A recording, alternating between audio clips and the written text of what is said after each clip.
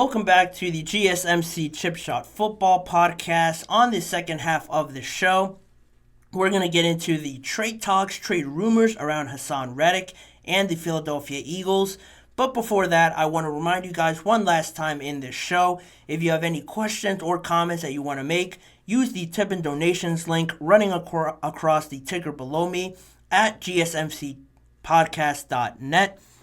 It makes sure I'm able to see your question. It pops up right away here on my list to my right, and I'm able to engage with you guys, answer any of the questions that you may have. We always appreciate it here at the GSMC Podcast Network. It's a big help for me and the show and all the shows across the network as well. But going back into that topic of Haason Reddick and his trade potentially coming sooner rather than later for him and the Philadelphia Eagles.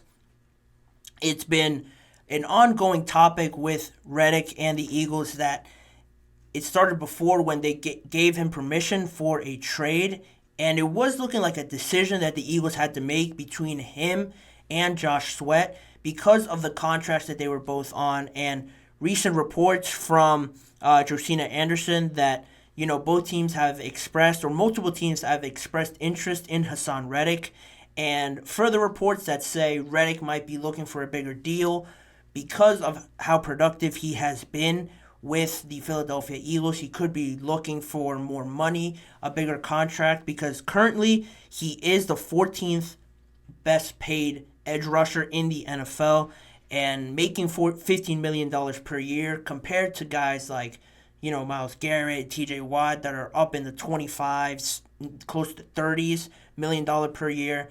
In my opinion, I don't think you can name me 14 better pass rushers than Haason Reddick. So I do support him if the reports are true, looking for a better deal. But it all has to work out with the Eagles because he does have 1 year left on his contract with the Eagles after signing that 3-year deal back in 2022.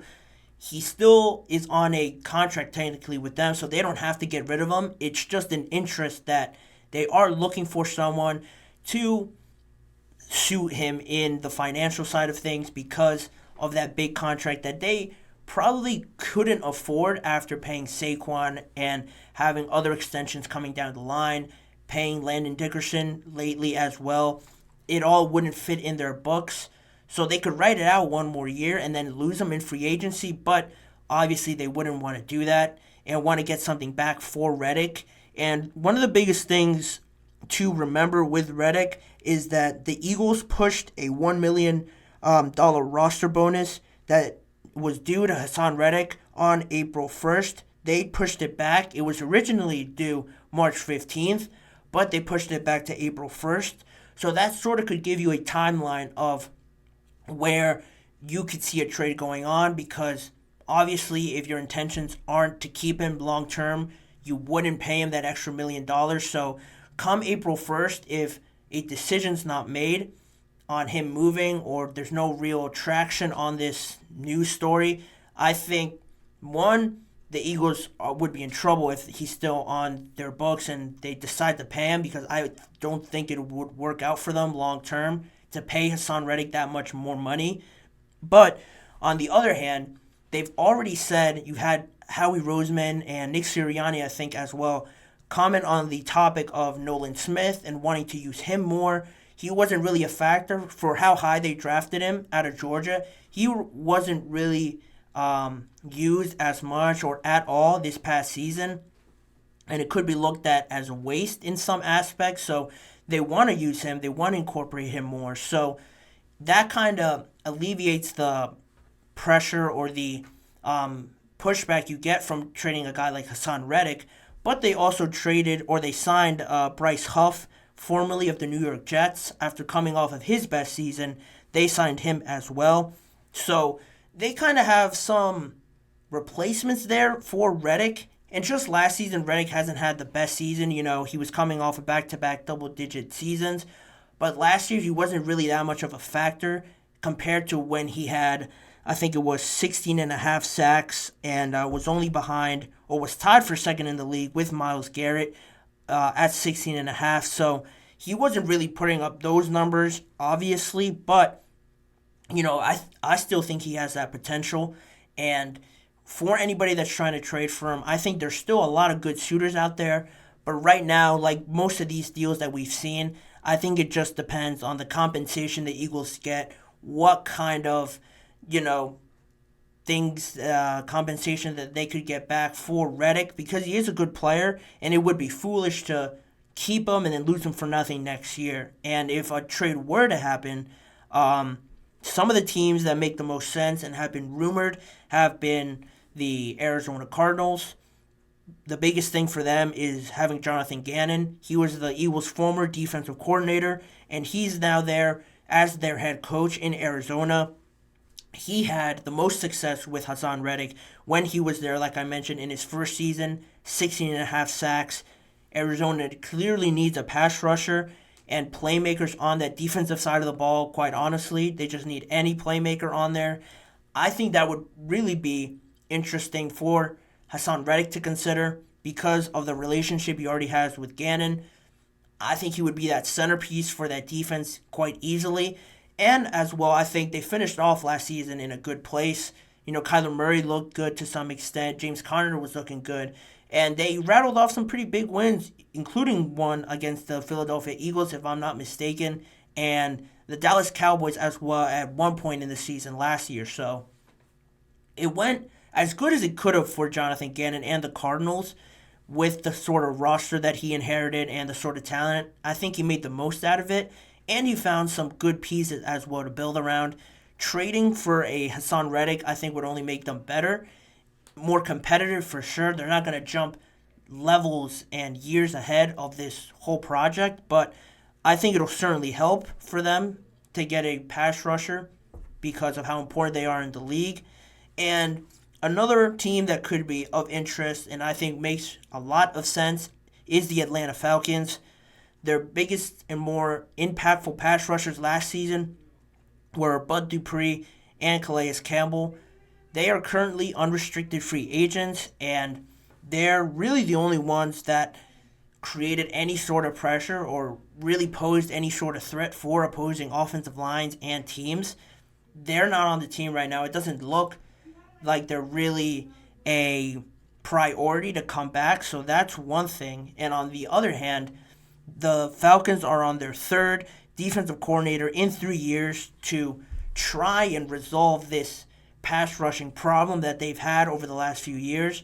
It's been evident, Grady Jarrett is really the only other one that creates any sort of pressure. They have had some impressive rookies come in, but again, the production in terms of quarterback pressure, being in someone's face, it hasn't really been there. They've addressed other areas with Jesse Bates and A.J. Terrell being good pieces, in my opinion, in the back end and the secondary, but they can only do so much when the quarterback has 4 seconds to throw the ball. They can only hold their coverage for so long before someone is going to get open. So they hold the 8th pick in the draft. They could go that way if they don't really see the Eagles really fit their price range for them to trade for Haason Reddick. But those two are the biggest ones for me. And I guess just the questions you have now, if a trade were to happen or if a trade wasn't to happen, would be, is Bryce Huff ready to step into that role for the Philadelphia Eagles after they lost Fletcher Cox? Brandon Graham is still there, but he's not really giving you much like he used to before. Is he ready to step into that role if you were to get rid of Haason Reddick right away? Same with Nolan Smith. Could he give you something promising to contribute right away? You know what you have in Jalen Carter already, so he's not really too much of a worry. Josh Sweat as well. He restructured his contract, so he's looking likely to stay. But it's that other pass rusher that you really have questions on. Can you trust Haason Reddick, like I mentioned before, to find that spark again? That's something you have to consider. And, all this, it really just depends on what the Eagles are looking for. I think the biggest theme in this offseason is the expectations and all the price ranges that we think are fair have all really fallen short of what actually ended up happening. I just finished talking about L'Jarius Sneed going for a 3rd and a 7th. Justin Fields went for a 6th. That could turn into a 4th. Other quarterbacks have gone for less. So I don't think the Eagles would be wise to hold on for a second or a third round pick. If they could get a third round pick, I think I would do the trade just because of financial reasons and salary cap reasons. If you don't want to pay him long term, I would take a third, paired up with a sixth or a seventh potentially. I think that's as good as you can get for Haason Reddick at this point. With these other teams that are picking high anyway, the Cardinals have 2 picks in the first round, and the Falcons have the 8th pick in the first round. So if you're not going to trade with them, there hasn't really been other teams reported. You're kind of running out of options as well. So that's kind of where this whole situation stands. Overall, I think Haason Reddick can still be that player, but I don't think he could be that player for the Eagles to want them to pay him as much money as he is reported to want in a new deal. But I think he can contribute to these other teams that are on the come up and need a pass rusher right away to at least give them something, be an improvement to what they had last season. That's where Haason Reddick and the Eagles stand right now. That's all in development. It'll all become clearer more and more as now we're heading into April, getting closer to the draft. All these moves are going to start become a lot more clearer in the NFL throughout this offseason. But in saying that, I will move on to the final break of this show. And on the other side of it, I will be going into J.J. McCarthy's pro day and what impression he left on scouts, impressions he left on me, and some of the comments that were made on him, some of the throws that were posted all over social media. I'm going to talk about all of that stuff right here on the GSMC Chip Shot Football Podcast. That story coming up next.